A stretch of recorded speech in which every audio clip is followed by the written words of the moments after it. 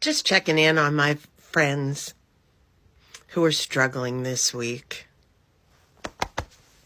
My heart goes out to you. Hope you're doing okay. We'd like to introduce you to Laura Smith, an elected Republican official from the suburbs just north of Philly, serving as vice chair on her township's board of supervisors. As you can see, she received Elon's message from Trump's inauguration loud and clear, and thus felt the need to show the world who she really is. But now she's finding out that sympathizing with and cozying up to Nazis may not be as cool and popular as Elon and the bots on his social media platform want us all to think. She then proceeded to comment on that video and say, "Cannot post something that matters to me without an unhinged person being a complete boob.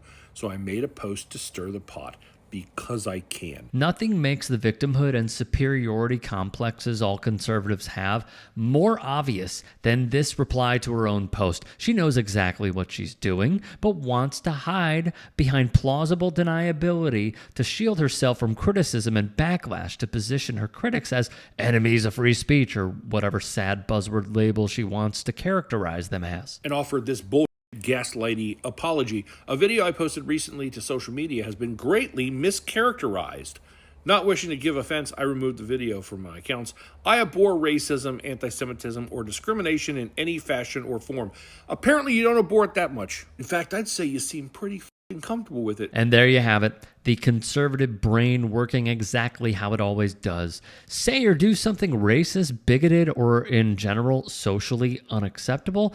Gaslight your critics by playing the victim. And finally, refuse to take accountability for your actions. It's the same old playbook we've seen time and time again. And I know this is probably all rough for you, Laura, but my heart, it goes out to you.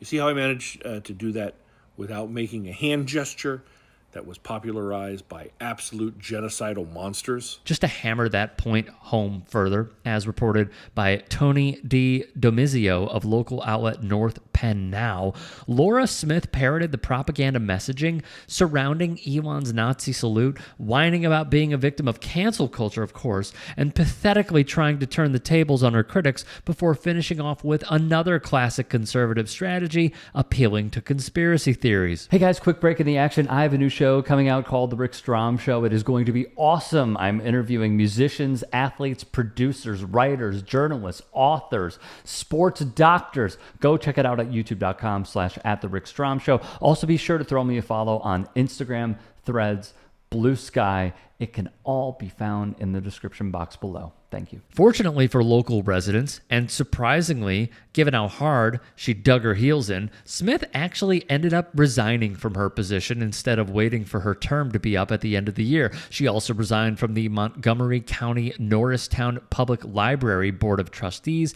as well as her board position at a local foundation supporting people undergoing life-threatening medical issues. Though she still refused to take accountability for her actions, at least the township won't have to deal with a Nazi sympathizer holding a position of real political power anymore, and the community feels emboldened to respond in kind if something like this ever happens again, God forbid. If you take anything away from this, just know that fascist attitudes have always existed out in the open in our country and have just been waiting for the right conditions to become mainstreamed and normalized, which is exactly what we're seeing now from Laura Smith at the local level all the way to the world's richest man. I think there is value to a culture, and we don't want Japan to disappear. We don't want Italy as a culture to disappear. We don't want France as a culture to disappear.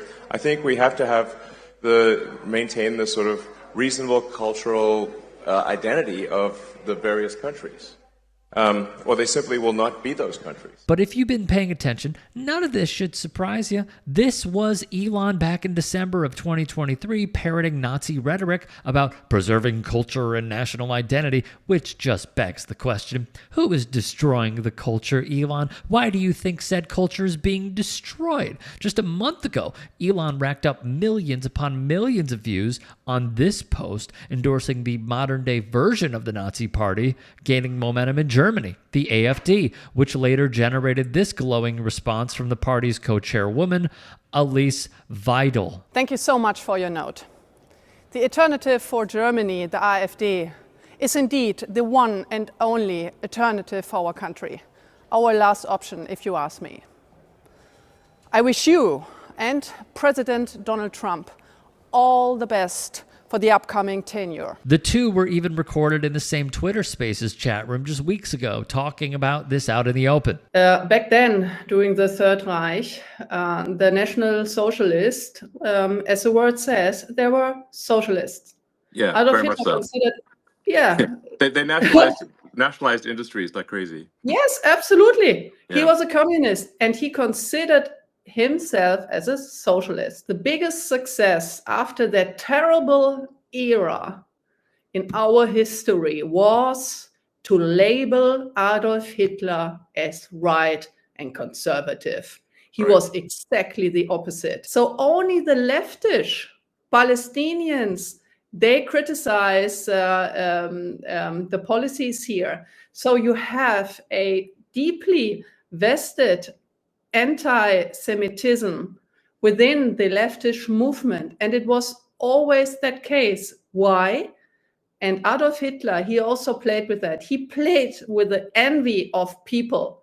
Jewish people have been highly educated, very cultivated, and they were successful. There were wealthy people back in Germany then. And then he enforced the envy of the population against these people. And it was a socialist measure taken against them. Don't get it twisted. This is Nazi Party historical revision through and through, and is being co-opted by the richest man in the world, who will also reportedly have an office in the White House in addition to the direct influence he already has over Donald Trump's policy decisions. You know, it's okay to be proud to be German. This is a very important principle,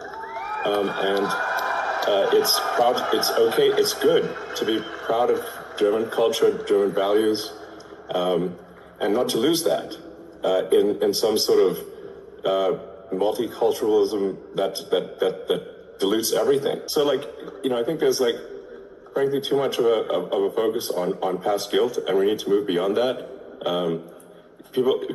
Children should not be guilty of the sins of their parents, or even let alone their parents, their great-grandparents, maybe even. And we should be optimistic and excited about a future for Germany. That's really my message: is be optimistic, excited, and preserve German culture and protect the German people. If it walks like a Nazi, talks like a Nazi, and looks like a Nazi, chances are, guys, it's a Nazi, even if they don't see themselves as one. I don't care what Elon Musk is doing behind a presidential seal. In this country, we hate Nazis. Kind of like a foundational defining thing. Two of probably the most foundational defining things about American history is that we beat the Confederates and we beat the Nazis. And I don't know what side people may be on today, but I still am not rocking with anyone sympathetic to Nazis. And I will do that until I am 6 feet in the ground. Kind of foundational to me as a human being. And so if you're cool and want to defend the Sig Heils and the Nazi salutes, all the whatever you want to do, that's on you. I'm on the opposite side of that.